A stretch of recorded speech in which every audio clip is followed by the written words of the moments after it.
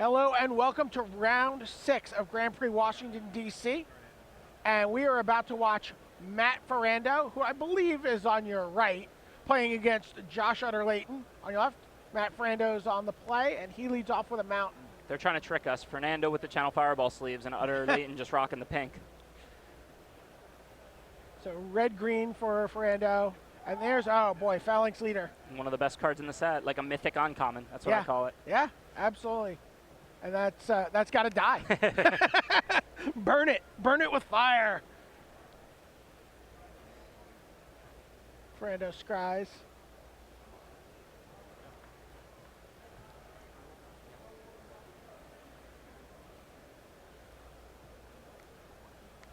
Okay. That's a 2-1 flyer with Vigilance for Josh Utter-Leyton. There we get a look at their deck list. You want to take a look and see what Josh is playing? We see that he's white-black. We see the Adonis River Trawler in his hand.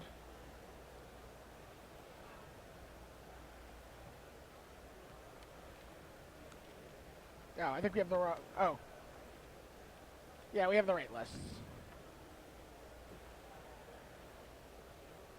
See the Eagle of the Watch. A little slow developing here. Oh, okay. So did they just have the names on the wrong side before? They did, yeah. Okay. Yeah, that was confusing. Yes. Snake of the Golden Grove. Obviously, Ferrando will gain 4 life because that's what always happens, or almost always happens. Yeah, I mean, unless it's going to die immediately or something. Right. You almost never turn that guy into a 7/7. Yeah. I mean, no, nothing good can come of it. Yeah, it's a lot easier to beat a 4/4 than a 7/7. And, you know, life is important, but it's often considered the least valuable resource. It's the one that, you know, you don't really worry about. Right. You worry about having better creatures out, you know, being able to gain an advantage in cards and on the board so that turn after turn you can take away their life. Dreadbringer Caryatid comes down for Josh Utter-Leyton. I'm sorry, Dreadbringer Lampads. And it's immediately taken out. By Starfall? By Starfall, Which, I mean, you know, Starfall is a kind of dicey removal spell, so if you get to kill a 5-drop and deal 3 damage with it, yeah, that seems kind of like a no-brainer. And so Ferrando's got Josh down to 13 already here. Yeah, 1 hit from the Snake and 3 damage from Starfall. Your 5-drops hit hard, you know? Yeah. And since he was able to stop Josh's early game, you know, it looks like maybe he's going to be able to have the more powerful late game. What are your thoughts on Snake of the Golden Grove in terms of, like... Love it in Seal deck. Yeah. I mean, it's not amazing. I mean, you know, it's just a 4/4, but 4 life is nice, and it's easy to cast. I like mid-sized monsters a lot in Seal deck. Okay. So, that chosen by Heliod. Draw a card. See if I can find some answers, it looks like. Right. I don't think... It doesn't look like from Josh's hand he really has answers. It looks like he's just going to do some okay things. See where this game goes. Get his land pads back with Adonis River Trawler. Gets in for 2 with his sort of like ad hoc Sarah Angel that he's trying to build. Yeah, and this is kind of interesting, right? Because he's representing a good double block, but like no one is ever going to double block here. So I would attack in this spot, whether I had a trick or not, if I were Fernando. Because, I mean, imagine Josh double blocks and then he just plays a pump spell or something, you know? Right. Well, it looks like Ferrando might be double attacking. Well, that's fine too, obviously. Yeah. I mean, if you have a haste creature or something you're going to play pre-combat, of course you're going to play it. Right. Which he does, but he's, you know, not sure if that's something he's going to play. There he does. Yeah, and this is interesting. Like, now that he played that, you know, Josh has the option to just trade the River Traveler for the Minotaur Skull Cleaver. Skull Cleaver, yeah. Or he has the option to make the double block. Obviously, that's the safer play, because if there's a trick, then you're not really worried about it. You save all that damage, and you don't, you know, you lose your 2/2, your River Traveler. Right. And that's how it plays out. Yeah. Voyaging Satyr comes down post-combat. It is it would take a very special set of cards in Josh's hand for him to make that double block. Right. Because it's just such a blowout if they have a trick there. There we see, I think, a big reason why Josh Utter-Leyton is black-white. See Doomwake Giant. Oh, what a or card. at least the black part anyway. But it's a great card. You know, and the Adunis River Trawler is something that lets him recur some of his enchantment creatures. Looks like Josh's deck is pretty grindy. Nice Yeah. synergy so far. I didn't actually take a look at his deck list, so I've only seen what everybody at home has seen. But I mean, looks like he's got some removal in hand Looks like a Bile Blight. and a Divine Verdict, right? Yeah. And then he's got like the grindy creatures, the River Traveler, the Doomwake Giant. Maybe the Foundlix Leader is more of a decoy in his deck. I mean, Is that a thing? I mean, do you do that? Do you like? I mean, Well, you're just gonna play it, yeah, right? It's you're- just a good card. exactly, like we already saw Chosen by Hillid, he can target it, Right. but it doesn't look like he's playing a very cheap aggressive deck. It looks Right. like he's playing more of a grindy mid-range deck. Right. Dreadbringer Lampads come back. Do you just trade here? Or is that something you're willing to? Oh yeah, Yeah. yeah. Josh would be happy with this block because I mean, Josh is way behind in life. It's 19 to or 16 to 9. So I mean, Josh is up in cards though. So I think what Josh is looking to accomplish from here is just to kind of stem the beats and then get his hand into play. He's definitely going to make this block. Yep. There's a Sigiled Skank and a Borderline Minotaur. And a play like that tells you a lot because it's really unlikely that Fernando's going to let a 4/4 die if he has a pump spell. Right. Right. So if I'm Josh, now I'm assuming that he doesn't have pump spells, and he's missed land drops. So now I'm assuming his hand is creatures, basically. Right. I mean, it could be something he can't cast, but there isn't much, considering he's producing 6 mana. Right. So for the most part, if I'm Josh, I'm starting to scope Fernando's hand right now and figure out what game I want to play, assuming that he just has random 4 and 5 drops in his hand that he hasn't had a chance to deploy yet because he's dropped things every turn. And here comes the Doomwake Giant, and he's gonna kill that Sigiled Skank.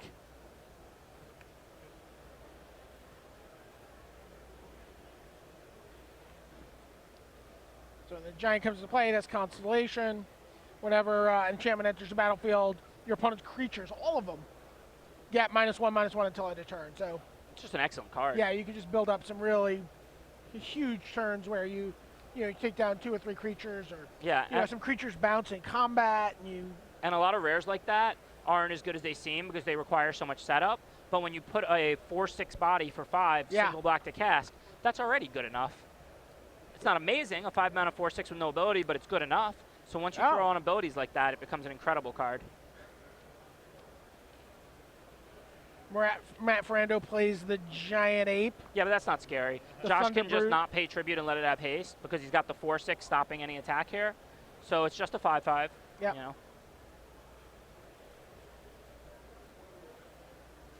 I'm not actually even sure about the play. I'm not sure what else Ferrando's holding, but you kind of want Josh to attack and then play that on a turn where Josh doesn't have a good block for it. So he has to either make it an 8/8 or take the 5 haste. Right. Playing that on a turn where Josh could just be like, sure, no tribute. That guy's a 5/5 haste. Yeah. Can't even attack me this turn with it. I don't know. Right, because you're tapped out. You can't have a trick. You can't. Right, you're just like, okay, go, 5/5, go. I'm not saying it was wrong because I can't see Ferrando's hand, so I don't really know what his other options Right, if were. the option is do nothing. Right, but going on the premise that he has spells in hand, which seems very likely based on him missing land drops, it's more, and going on the likeliness that they're mostly creatures, because if they're removal, he would have killed the Lampad and kept attacking with the 4/4, and if they were pump spells, he would have used it when the Lampad blocked. So going on the assumption that Ferrando just has creatures in hand, I would have just played my other creatures if I were Fernando. I would save that guy to drop on a more opportune turn.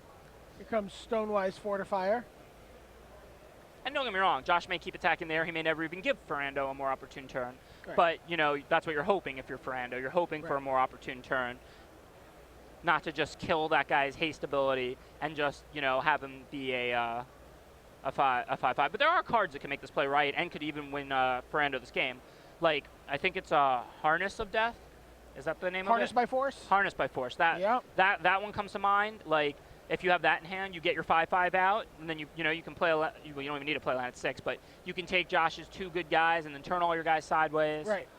There are, and this is what you should always be thinking about during games of Magic. Like, why would my opponent do that? Like if you're Josh, you're thinking, well, that doesn't seem like very good use of that brute. Are there any reasons he would drop the brute? Right. Well, if he had Harness by Force in hand, he would drop the brute there. You know what I mean? Porphyrosis Emissary. Yeah, that could definitely be a reason. A big bestow creature. Right. So, I mean, I don't know, Fernando may not have them in hand, but he may have them in his deck, Right. He may not. He may have just felt like it was his best option, which might be right or wrong.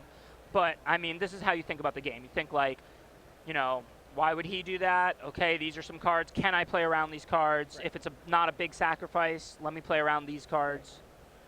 Right, you always see players writing down cards they see in hand, but also there's some information you can gain by what you don't see and what players don't do. Mm-hmm. And you don't write that information down because you don't want to tell them that Sure. you're thinking Yeah, that. yeah, no, like, of course. Yeah, I've got you on no tricks, just so you know. I'm gonna let you know. You know what I mean? That's the kind of information you keep to yourself, Yeah. but you use to your advantage. So Setessan Oathsworn comes down, it's just going to die to any enchantment creature without a trick here, without some way Yeah. to target it heroically. Yeah, another interesting play. Assuming that he doesn't have a trick, I probably wouldn't drop that. I would probably wait until I drew a way to enchant it or something, so that it doesn't just die to the Doomwake Giant in an enchantment. Because even new category, dies to Doomwake. right, well, because even if Josh didn't have an enchantment or doesn't have an enchantment, it's not going to do anything as a 1/1. So Right. if you don't have ways to grow it, there's not really a reason to put it into play. Okay, there Ferrando you does see. have a way to grow it. So what does he do with it? He just uses it to take Follow out the hammer Eagle to of the try Watch. to take down the Eagle of the Watch, but we know that there's a Bile Blight. Okay, but that's a reasonable play. Everything there made sense.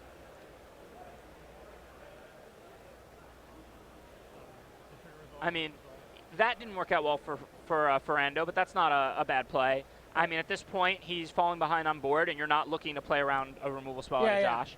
So, take out the flyer that's hitting me and build up another guy that can possibly grow really big later in the game if he draws another bestow creature or Yeah, something. that's a very, very tough flyer. Yeah.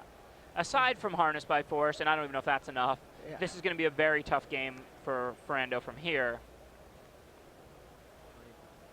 Draws Karametra's Favor, draws a card. It looks like that last card in his hand might be Fated Conflagration. Oh. Wouldn't make a lot of sense to me if he had that and Fall of the Hammer and he just traded off the snake. Right.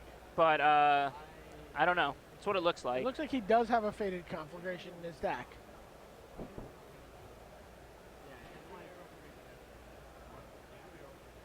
It also makes this attack make sense.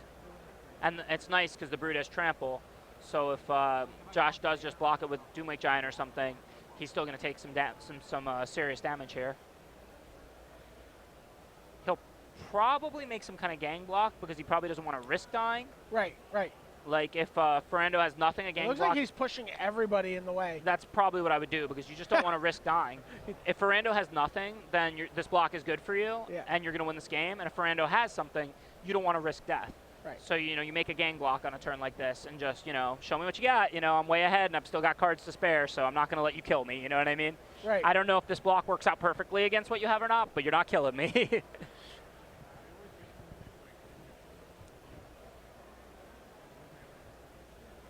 So with the triple block, is there any good path for Ferrando to take here with the Fated Conflagration? You just have to count the damage. I mean, the Brute's going to die no matter what, Right. So, I mean, if, He can kill the Doomwake Giant. Right, and then he's got 4 left over, which cannot kill the Eagle of Watch because he would need 5, right? So you can kill the get 4 to to kill 5. the Stonewise Fortifier. Right. So you're effectively Fated Conflagrationing a Doomwake Giant, basically. Because if you don't Yeah. do it, you're killing the... Well, you're not really, because you're killing the Eagle if you don't do it. And the Eagle is almost as good as the Doomwake Giant right now. It's Yeah. pretty close. 3/6 Vigilance Flyer. Yeah, so this, this block really puts... just puts a damper on whatever Ferrando was hoping It looks for. like Ferrando wants to kill the Flyer. Yeah, I mean, I'm not sure whether I would Conflagration or not here, but there's not really anything good that Ferrando can do. Right. If he uses the Conflagration, he kills Doomwake Giant and Stonewise Fortifier. If he doesn't, he kills just Eagle of the Watch. It's kind of a close call, you know what I mean? Yeah. That's not a great use of Fated Conflagration, so I probably would not use it. I'd probably just kill the Eagle, and then maybe the Doomwake will attack, and you can block with Voyaging Satyr, and then Fated Conflagration it off, to finish it Right, off or right. something. Because obviously those are the creatures you want to kill. The Fortifier's not too Right, scary. right. But yeah, And that's what he did. He put the I'm sorry, it's a 3/5, right? Yeah. So he put that in front. right. Like obviously Ferrando's not in the best spot. Josh still with 2 cards in hand and up on the board. Right. But I don't think there's anything he could have really done there with the Conflagration, if that's what he had. Right. And there's a Blade Tusk Boar. Okay. He does have one in his deck. Yeah, and the boar is scaring Josh a little bit here. I mean, he's ahead in the race now, but oh no, he's got the Divine Verdict. Never mind, I forgot Yeah. about that. I was Yeah. just looking at the board. 'Cause And he just drew a Mastiff. Oh, okay. Yeah. Well, I mean, with Josh only at 9, I was thinking, it's possible Ferrando can mount some chumps and, some blockers. Yeah. If he has a conflagration, he can take out the That's Doomwing certainly what Giant, Ferrando's hoping right here. Yeah. Right, that's his plan. Yeah, but we know Josh has Divine Verdict and Mastiff now, so Yeah. unlikely for that plan to come to fruition.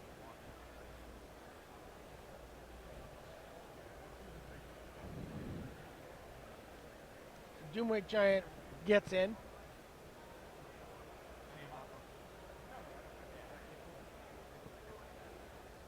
Ferrando just takes it.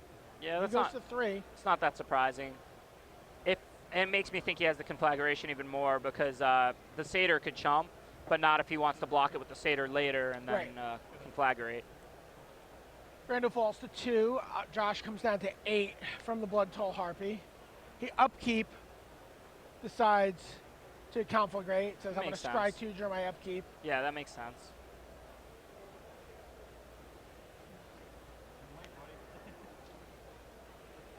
And so he left Nylea's Emissary on top. So his plan is put Josh to 6 here and then do some double chump and then kill him on the following turn with the Nylea's Emissary. But there's the Divine Verdict. Yeah, and that seals the game. But if Josh didn't have that Divine Verdict, his plan would have actually worked. Yeah. If Josh has nothing, he goes to 6.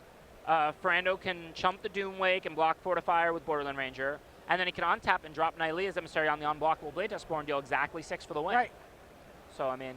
And that was the path he took. Yeah. It wasn't a bad plan.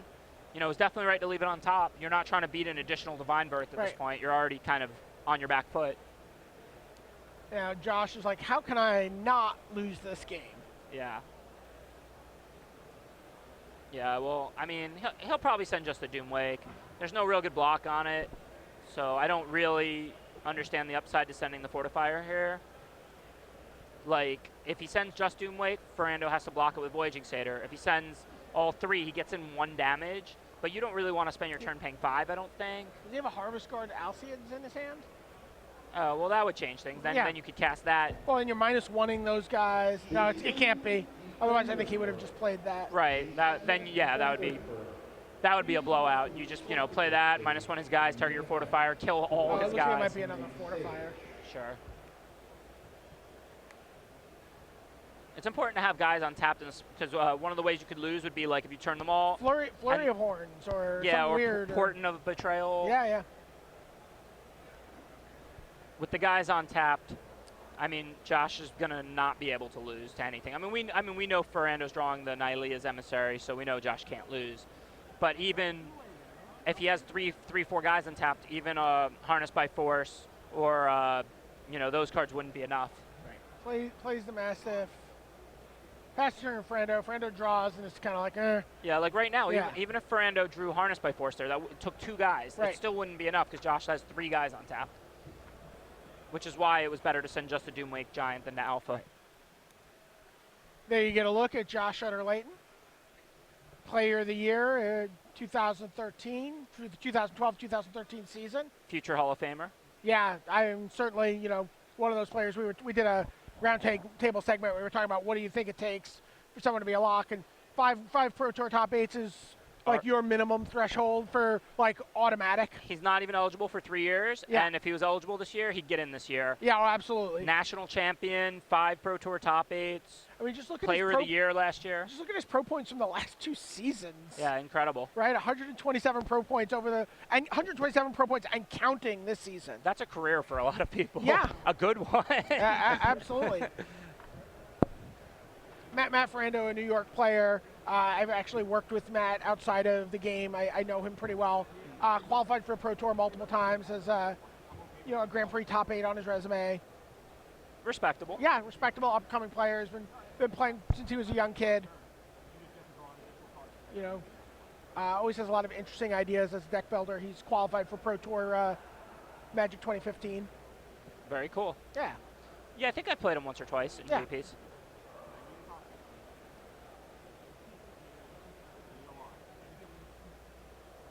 He's on Team Pantheon for basketball. He plays with those guys. Yeah. Not practicing with them for the Pro Tour. Yeah, but I'm jealous. I played basketball with those guys in Valencia. It was a lot of fun. I thought we were going to have a Channel Fireball versus Pantheon basketball game, but it never seems to happen.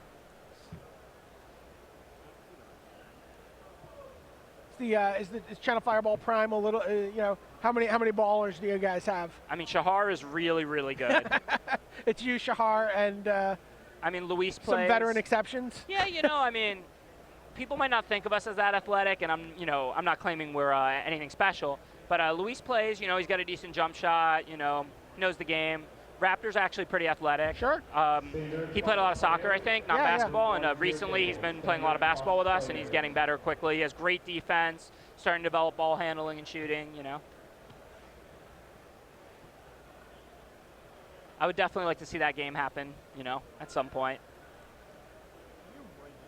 Settle once and for all who the best team is in Magic. Just we'll settle it on the basketball court and not in the Pro Tour. I'm sure you could get Nate Holt to shoot that if you guys. Can I get Nate Holt on my team? He is That would- really good. That would not be journalistic. Hey, He can test with us for the Pro Tour if he'll play on our basketball team. I played basketball with him at GP Philly on Monday after the GP was over, and he is so good. Like, it's not just like he's 6'8", but he's 6'8" and doesn't know what he's doing or something. Sure. He's hitting the Tim Duncan turnaround bank shots Yeah. and behind the plays a back lot. passes to the cutters, and oh man, like Nate Holt. Come test with Channel Fireball. Whatever Pro Tour we're going to play Pantheon of basketball, come test with Channel Fireball. Embedded reporter. No problem. We'll get him like a sponsor's invite or something. Whatever we have to do. I don't know. I don't think I have that kind of clout. Maybe you do, but whatever we have to do, get him in there.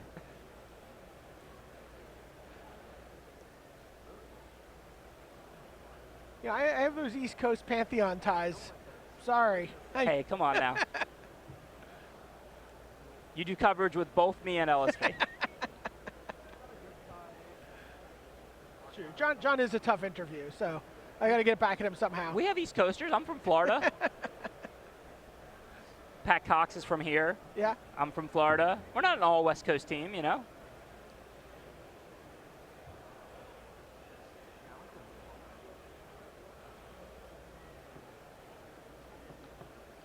Josh enjoys his shuffling. Yeah, I can't complain. I've had a lot of people tell me that, they like watching me play, but they don't like watching me shuffle. It's good to get a nice random mix, you know? Yeah. Matt Ferrando on the play. Looks like he's keeping. Both players keep, and we're underway.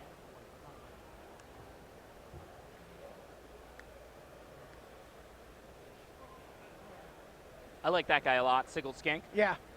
Well, especially like, have you had him in the red-black decks with like a lot of removal? And Yeah. I mean, just getting a scry, because a Oh, 2-mana wow, 2-1 look at this. yeah, 2-mana 2-1 out of an aggressive deck is already good. And every time you scry out of an aggressive deck, it's so good because you often only need 3 or 4 lands, so you're just putting lands on the bottom and it's practically drawing cards, you know? yeah. Very fast start for Ferrando. Josh Arterlayton already at 14. Oops. Put my Golden Hind in play, tap it for a green. Drops Josh to 10 here, or Well, Josh- actually not yet. no. He's scried first. Now he'll. Oh, Josh didn't do anything. I mean, Yeah. I was assuming Josh had a removal or something Yeah. since it's turn 3. Yeah, unless Josh was pen tricking him there, Josh was ready to sort of write down his life total. Yeah, well, maybe he wants to kill something better if possible. Is that not a Bile-Blight? No, that's a Forsaken Drifter. Oh, wow. So Josh is going to be way behind here. And, Stormchart Warriors. For, I don't know Josh's deck, but knowing Ferrando's deck was pretty aggro, I'm not sure about this keep. I mean, not having a play till turn 4 on the draw is pretty bad. Right. It looks like he's got a Farika's Chosen in there. Is that what that is on the end? Well, Is he that has the- to have just drawn that. Yeah, right? where we're going to assume. Yeah. It's, I mean, that would certainly be in play.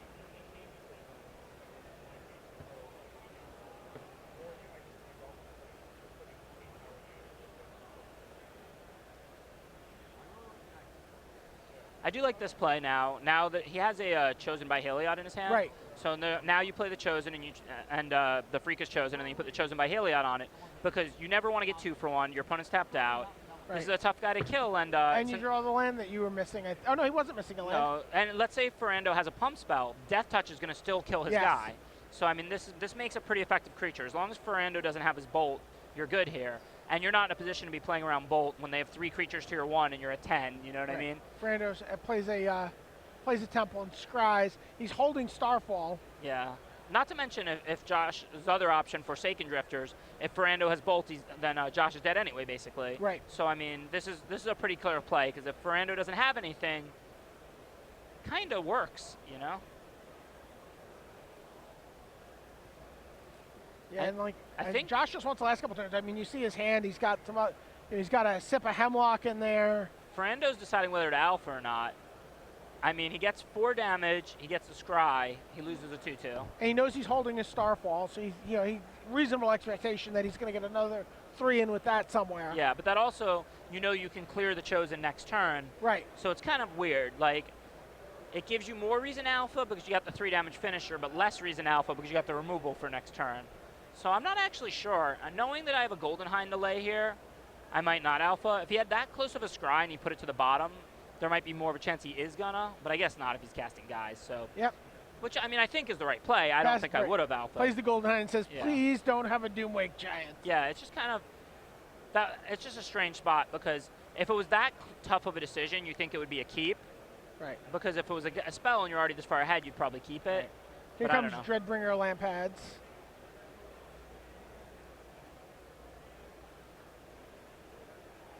So now you just Starfall the Chosen and an alpha. Get in with everybody. And then the Lampads can only trade with a guy. I mean, this is an easy play. And then Josh is at 1, I believe.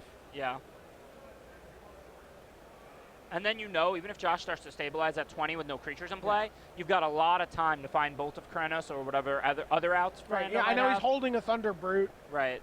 No, this is an easy play. I don't, I'm sure he's considering his options because he has just Thunder trying to decide Brute which creature he wants to Starfall. Yeah, well, I mean, no, it's not a decision. Even not a question, Yeah, because the Chosen would live after blocking. Yeah, so, I mean, should definitely Starfall Pharika's Chosen and then Alpha. Here we go.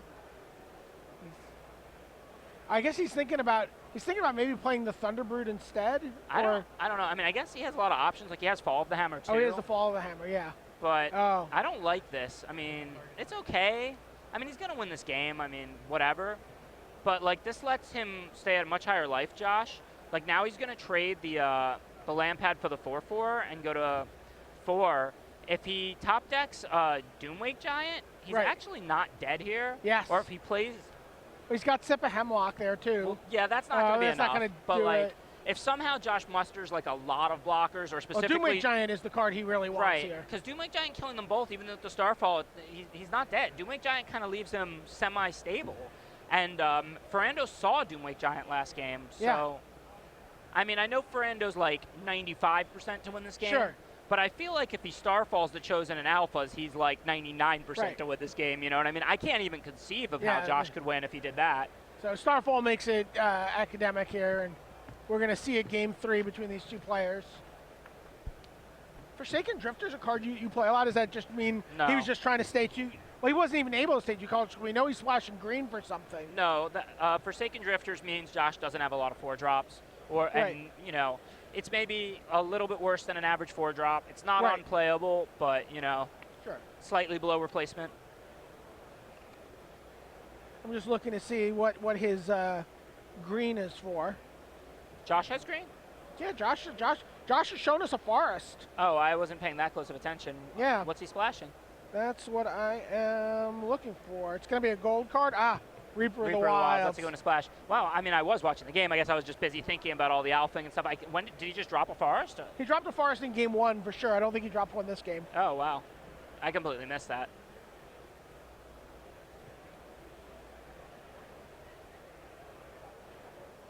He's got a Traveler's Amulet, and I don't think he has any temples, but... I don't love splashing one card like a Reaper. Oh, and he has a Mana Confluence as well. Okay, but I mean, if he's got the 2 free sources, the Amulet and the Mana Confluence, I mean, I don't really love it, but it seems like his deck has a decent amount of removal and is really grindy, so I guess it wants the win conditions. Right. Well, and also that once you get your, so we talked about the Sigiled Skink in the red-black deck, like with the Reaper of the Wilds, when you're like, Sip of Hemlock, scry for 1. Yeah. Reaper is excellent, but I'm just not a huge fan of these, splashes these days, because you just need your cards right away. Like, imagine Right. he had the Reaper in his hand that game and not a Forest, and he loses because he Sure. couldn't cast it, you know what I mean? Like, he got overrun that game. If he had had, like, the Afrikas chosen a little earlier and then a reasonable 4-drop, he might not have lost that game. Who knows? He really does not have, I'm not saying a lot of, like, amazing cards sitting in his board. I mean, he has an Excoriate I guess he could be playing. I'm sure if Oh, the Forsaken Drifters is a sideboarded card. He brought that in. That's not a main deck card. Well, it's weird because it's kind of bad against red and good against green. Because Right. green doesn't tend to have the ability to remove creatures, and they tend to have, like, bigger guys. And Josh is on the defensive on the ground. So Right. it's a 4-power blocker, so it can trade up. So it's good against green. Right, But it's right. bad against red because, you know, if it gets bolted, it can die to a Magma Spray. It can die to a 1-mana red spell. Right, right. So against red-green, I don't know. I guess Josh just saw the snake of the Golden Grove. Felt like he wanted to have something that could trade with it that only cost 4 mana. Like I said, I'm not sure how much I like Josh's actual keep last game. I didn't actually like see his opening 7. I don't really remember it. I mean, sometimes, you know, they show us their hand pretty well Right, and fan right. it out. Sometimes they Yeah. don't. But Josh plays it close to the vest. yeah, he's not big on showing us. But I mean, not being able to do anything till turn 4 on the draw against an aggressive deck is Right. pretty dicey. I mean, if it was if it was the best hand, like if it had a Doomwake Giant and a good 4-drop, but he didn't have those cards. His 4-drop was Forsaken Drifters, and he didn't even have Doomwake Giant. So I'd say it's more than likely I would have mulliganed Josh's opener, whatever it was. But both of these players keep Traveler's Amulet for Josh. He's got a Phalanx Leader and a Nixon Fusion to play over the next couple turns that I can see. A Bile Blight. Ferrando pushes a card to the bottom with his Temple of Triumph. And there's a Stonewise Fortifier.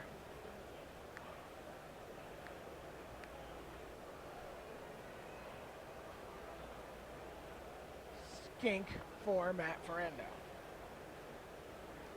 Probably going to get Nyxborn and Infusion. Yeah, I would assume you're just going to infuse that, attack for 2.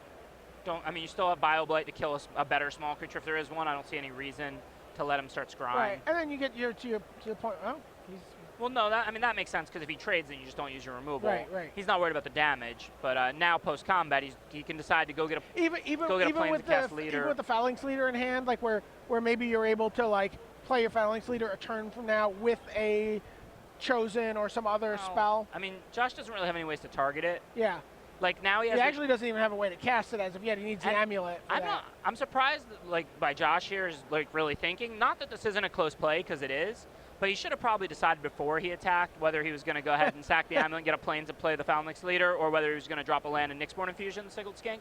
Both are very reasonable plays. It's pretty Right. close. I would have probably Nyxborn Infusion the Sigiled Skink, Right. but like I could be wrong. You know, Josh is a great Yeah, yeah. player. But what I'm not wrong about is that you should always think in batches, and with your opponent tapped out, before you attack with Stonewise Fortifier, you should know what post-combat, whether you're going to play Phalanx Leader or whether you're going to play Nyxborn. It's not the most complicated decision tree. It's either he blocks or he doesn't. Right. Interestingly, Josh, he's like, a card is a card. I'll trade my Phalanx Leader for your And that Sigiled makes sense. Like I said, I wouldn't want to keep letting him attack with Sigiled Skink, and Josh chose not to Nyxborn Infusion and play the leader. And so, also, Matt did not play a third land yeah. or a fourth land. Yeah. I think if Josh wasn't going to block with the Phalanx Leader, he would have probably played the Nyxborn Right. Infusion like I was thinking. Right. And And Matt's really scuffling here. Yeah, and Josh's survivors. plays are all totally reasonable. Like I said, the only thing I would criticize him for is not thinking in batches, which is what it's called when you plan out what happens post-combat, pre-combat, and things like that.